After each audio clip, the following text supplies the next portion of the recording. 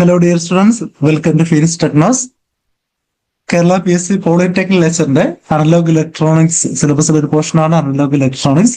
Analogue ഇലക്ട്രോണിക്സിലെ ഒരു important question ആണ് ഇന്നത്തെ ക്ലാസ്സിൽ ഡിസ്കസ് ചെയ്യുന്നത്. ക്വസ്റ്റ്യൻ ഇതാണ്: the circuit shown in the figure has an ideal operation amplifier. The oscillation frequency and the condition to sustain the oscillations respectively. ഇവിടെ ഒരു oscillator circuit ആണ് തന്നിരിക്കുന്നത്. ആ ഓസിലേറ്റർ സർക്യൂട്ട് എന്താണ്? ഒരു വെയിൻ ബ്രിഡ്ജ് ഓസിലേറ്റർ ആണ്. വെയിൻ ബ്രിഡ്ജ് ഓസിലേറ്ററിൽ frequency determining component ആയിട്ട് ഒരു ലീഡ് നെറ്റ്വർക്കും അതുപോലെ ഒരു ലാഗ് നെറ്റ്വർക്കും എക്സിസ്റ്റ് ചെയ്യും. ബോത്ത് ആർ എന്തായിരിക്കും? RC നെറ്റ്വർക്ക് ആയിരിക്കും.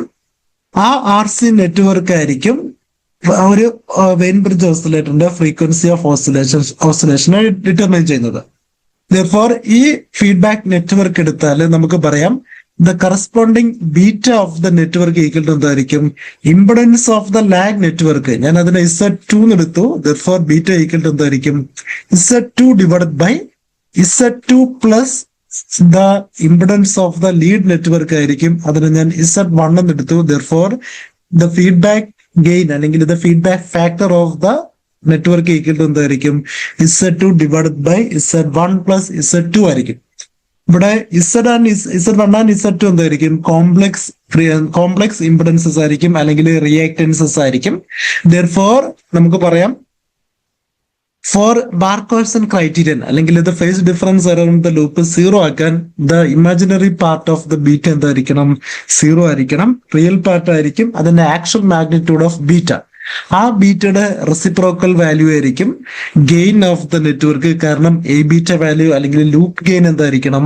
1 ആയിരിക്കണം to make the sustained oscillation. Okay, അതിൽ നിന്ന് നമുക്ക് ആൻസർ ഫൈൻഡ് ചെയ്യാം. അല്ലെങ്കിൽ കുറച്ചും കൂടി സിമ്പിൾ ആയിട്ട് ഓൾറെഡി നമ്മൾ ക്ലാസ്സുകളിൽ ഡിസ്കസ് ചെയ്തിട്ടുണ്ട്.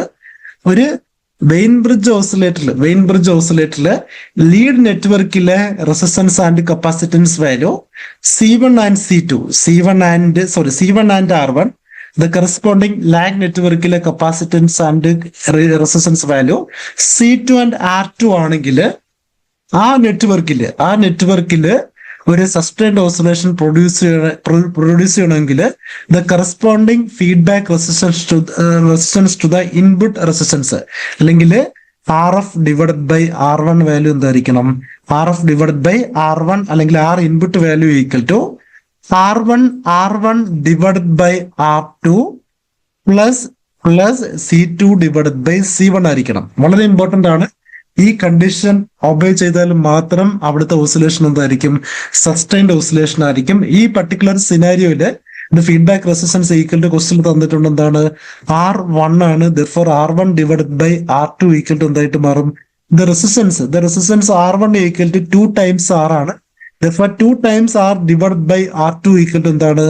ക്യാപിറ്റൽ R ആണ്. Therefore, 2R divided by R plus C2 divided by C1. C2 equal to എന്താണ്? 2 times C ആണ്. C1 equal to C ആണ്. Therefore, ആൻസർ എന്തായിട്ട് മാറും?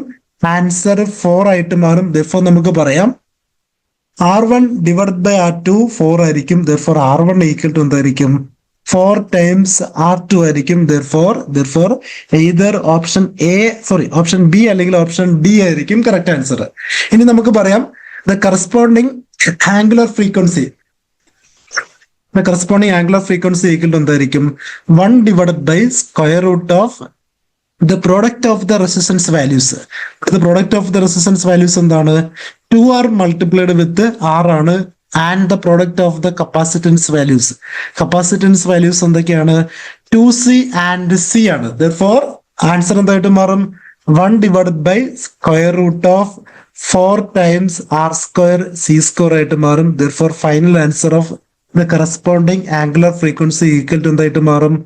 1 divided by 2 times RC ആയിട്ട് മാറും. Therefore, ഓപ്ഷൻ D ആണ് correct answer. The frequency of oscillation 1 divided by RC 2 times RC ആയിരിക്കും.